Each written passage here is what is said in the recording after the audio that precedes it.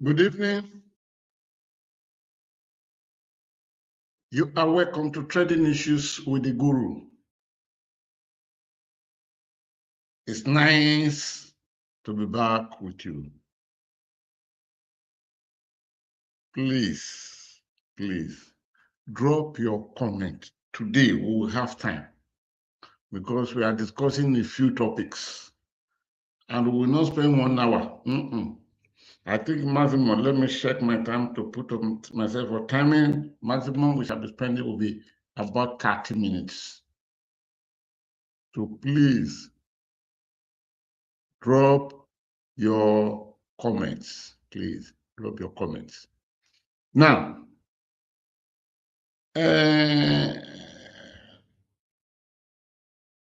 one of the most trending issues that we should be dealing with this evening should be the Nigerian Anti-People Senate. I repeat myself, the Nigerian Anti-People Senate.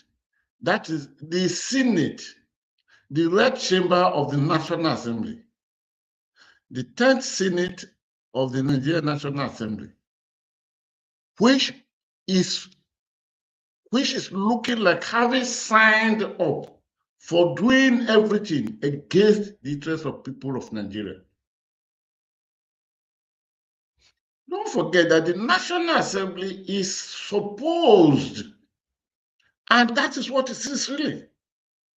I mainly use the word, let's pick it as an adjective now, supposed to stand for what it has turned to be, which is not meant to be what it should be.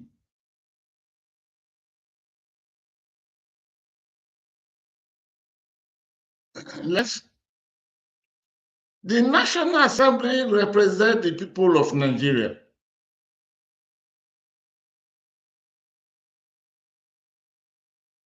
Every state produces 3 senators. We are equal. And the House of Representatives, which of course have more members, about 360 members, the House of Representatives, 108 members or 109 members in the Senate. They represented the people of Nigeria.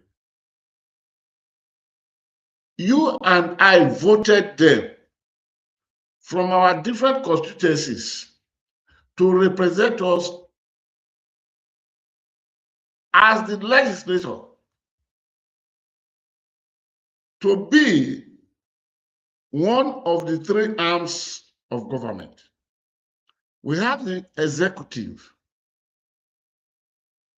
who the president is the head of the executive because that is elected on one constituency, the president and the vice president. Having been elected and having this warning, the president nominates and appoints his cabinet. That is the executive. We have the judiciary, which neither you and I elected. The judiciary is a professional body growing from the most all-be lawyers. We have the bench, we have the bar. Those who are sitting, those judges, either magistrate, Kadi, Court of Appeal, High Court, either of state or anyone, Supreme Court, they are the judiciary. And the head of the judiciary is the Chief Justice of Nigeria, who is the head of the National Judicial Commission. Then you have the legislators. These are the 3 arms of government: the executive, the legislature, and the judiciary. The responsibility of the legislature is to represent our interests. When laws come, they are to check the laws, squeeze it, expunge it, dry it up, put it in water again, wash it well, and make sure that this law will be good for the interest of those who sent me here to sit. We have them in Abuja. Ditto states, even local government, they have the legislation. But this 10th Senate, no, let me put it this way. This 10th National Assembly, it started from even the 9th National Assembly, because that was when the president of the Senate then, Ahmad, declared that he was not elected to the Senate, neither did the Senate appointed him as president of the Senate to engage in confrontation with the executive. So whatever the executive bring to us, we will approve it. Ahmad Lawal, then president of the Nigerian 9th Senate, said this boldly. And the Speaker of the House of Representatives then, Femi Gbajabiamila, made the same. In fact, he made the statement in Surulere where he asked his people, because his constituency is from Surulere, he said, "Did you send me to Abuja to go and antagonize the executive?" Of course, the people say, no. What else would you want them to answer? But this one, this 10th National Assembly, is nothing but total betrayal.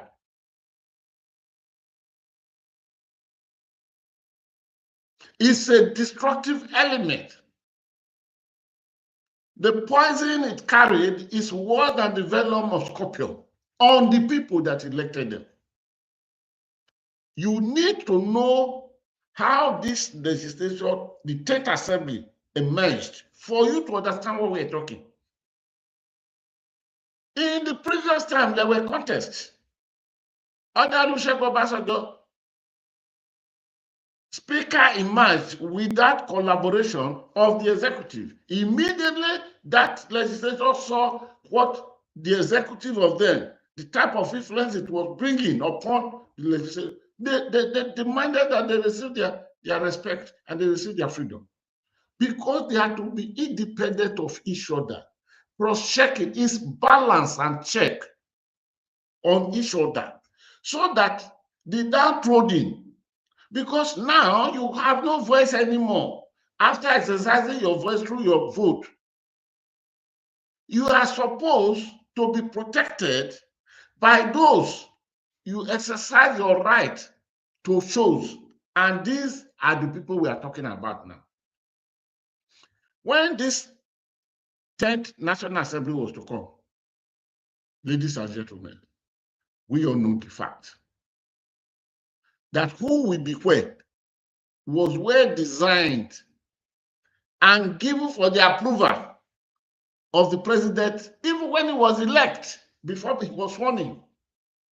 President-elect, before he was sworn in. I'm talking of President Bola Ahmed Tinubu.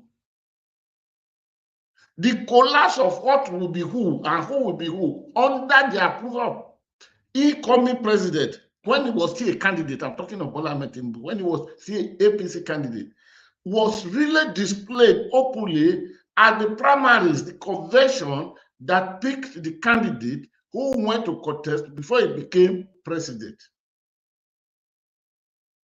Nearly all of them bought form for that convention. But when trading, we'll come to this again to do, when trading came to be so vocal, people who vowed that they are going to contest, blah, blah, people like Godswill Akpabio, uncommon governor, uncommon president of the Senate. Yes, very, very uncommon. He's the only president of the Senate that can send text message to telephones, and the text message will become millions of naira when you receive it. People like Fayemi, John Fayemi, former governor of Ekiti State, and many of them. That night of the primaries was where we saw that, wow,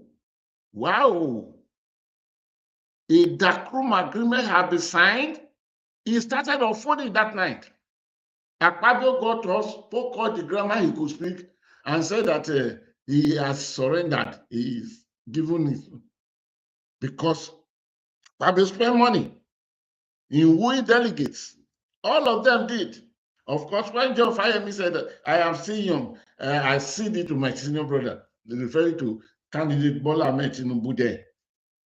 We all know, because not that John Fayemi had any money much to spend, but all of them spent money. So that night was when the light shone into the dark tunnel that many Nigerians who care to know now saw the tunnel that, oh, agreements have been reached.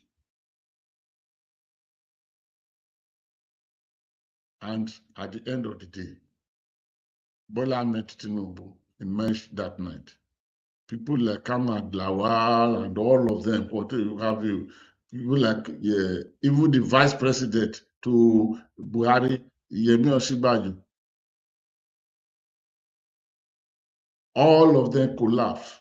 Rotimi Amaechi, all of them collapsed. So before the president was sworn in, the move to place people in position was made, and every of them was subjected to the authority of approval of the man that was to be sworn in later as president. That is President Bola Ahmed Tinubu. You are welcome, all of you. Let's follow this, but drop your comment today because I must discuss your comment. If you don't drop your comment, then you are not giving me. My swagger cannot catch any ginger. The ginger must swagger, or the swagger must catch the ginger. Through your comment, please. However it is, let us do it. But thank you. Now, the Senate was formed. The president, the leaders, all were known.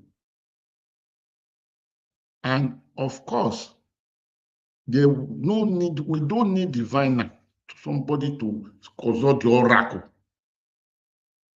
to throw those calabash. No, we don't need it. To know that the most deadly National Assembly is distinct. Deadly not because it will fight for your interest, fight for my interest. Deadly because everything the executive commands it to do, maybe they will not use the word command. They have the best synergy working together. They will pass it. For example, here is a Senate. Within 2 hours, review national item. The old one was dropped. The former old that was dropped was brought back. How many days did it take them for first reading, second reading, committee, public hearing, then passed to become law? All because bring those from somewhere before. Let us not go there. So this is the National Assembly, the worst in history. History will judge this National Assembly very harshly. Even before history, before formation of history, before posterity will come, we living Nigerians today, we who are alive today, we will judge this National Assembly very, very harshly.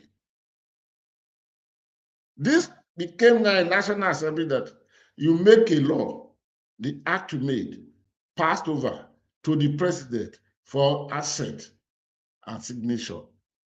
Variety will come. You will see this version, that version, this version. Even the tax law, those four, they carry different versions. And what did we conclude? The Senate now concludes by saying, no alteration. The House of Representative member who saw it, who rose to speak about it. So does it mean that he did not know what he's saying? Even the House of Representatives, the minority there, had come out to say there are varieties. Look at this, look at this. Last week, what the president of the Senate said is that, everything is okay. So now, let us fast forward. We knew what happened. The game changer, the game changer that was introduced by 2022 Electoral Act, BVAS, game changer, was destroyed because of what? Hinge. And it became so miraculously displayed that it became only the presidential votes that the glitches that collapsed the whole thing came. But House of Representatives, it worked well. Senate, it worked well. There, it worked well. The other one, it worked well. But when it came to the presidential counting of the votes, that the glitches came. That's on BVAS. And it was during the 2023 general election that we now knew that the IREF portal that ought to receive votes result from the polling units that Nigeria thought would be transmitted unknown to Nigerians, because Ahmad Lawal explained, who was then the president of the Senate, explained this later, that what they did and what they told Nigeria was that they will transfer. They did not say they will transmit. That we transfer, not transmit. So that's how the hell that was let loose on that election was anchored. So everything went transfer to the coalition center. When 30 votes will now be uttered to mean 20,000 votes, 30,000 votes, or 300,000 votes, or 3 million votes. Then Nigeria said, wow, we'll be taken for a ride. What do we do? Then preparation came.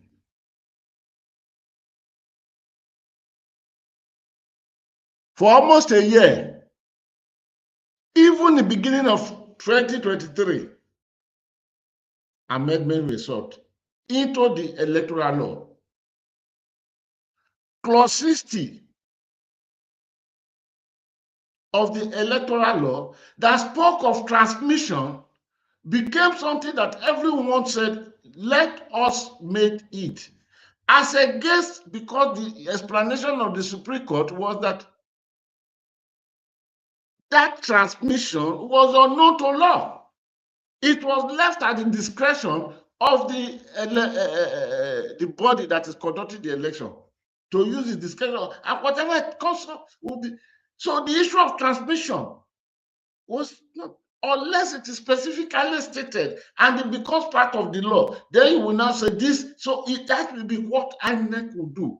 So it is for this reason, ladies and gentlemen,